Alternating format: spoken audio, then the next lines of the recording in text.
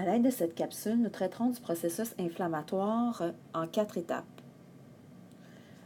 Notons que l'inflammation est une réaction de défense non spécifique. Elle fait partie de la deuxième ligne de défense. Les 4 étapes sont lésion, vasodilatation, augmentation de la perméabilité, mobilisation des phagocytes et réparation tissulaire. Voici un exemple déclenchant le processus inflammatoire. Un individu se coupe au niveau de la peau. La première ligne de défense de la barrière de la peau est entravée. Qui plus est, des bactéries, que nous avons ici en jaune, contaminent la plaie générée par la coupure. Cette première étape se nomme lésion. Lors de cette coupure, les cellules qui sont lésées, présentes dans le tissu infecté, les phagocytes résidents et les mastocytes, sont les premières cellules activées par le signal de danger. Ils initient une réponse.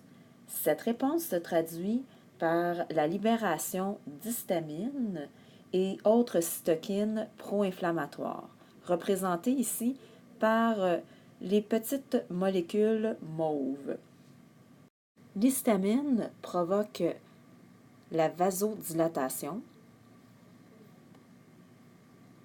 Parmi les cytokines pro-inflammatoires, le TNF-alpha stimule l'expression de molécules d'adhérence pour recruter des leucocytes sanguins vers le foyer inflammatoire.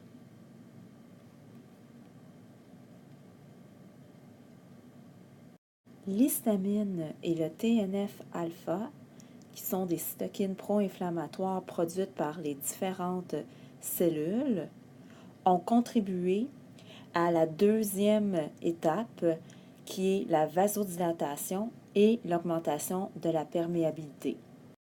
N'oublions pas que les macrophages, de par leurs récepteurs ici en noir TOL, ont reconnu des motifs antigéniques des bactéries.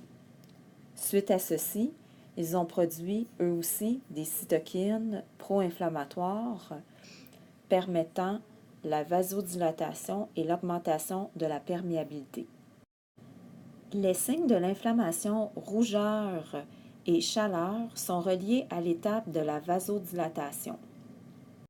L'édème, un signe de l'inflammation, est une conséquence de l'augmentation de la perméabilité.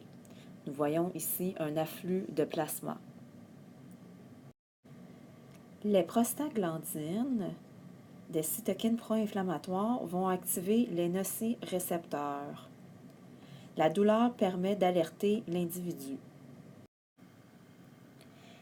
Si les granulocytes neutrophiles sont présents dans le milieu interstitiel,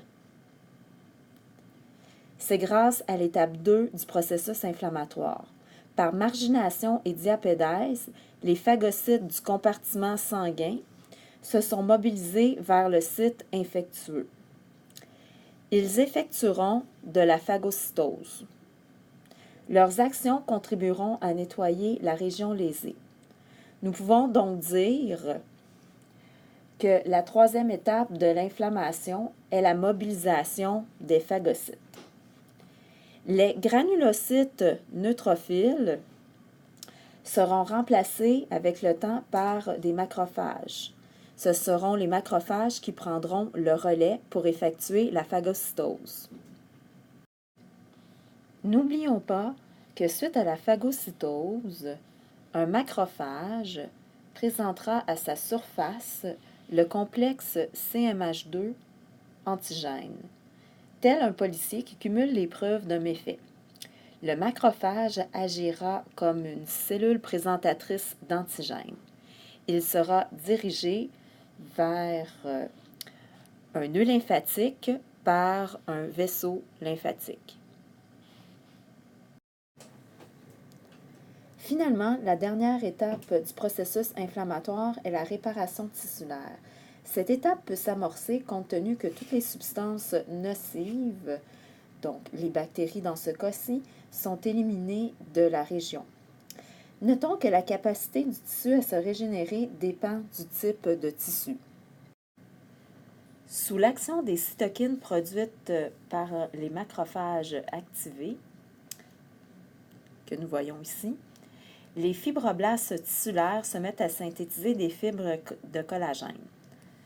En se rassemblant, celles-ci forment du tissu cicatriciel. Nous avons conclu, grâce à cette capsule, les explications pour les 4 étapes du processus inflammatoire.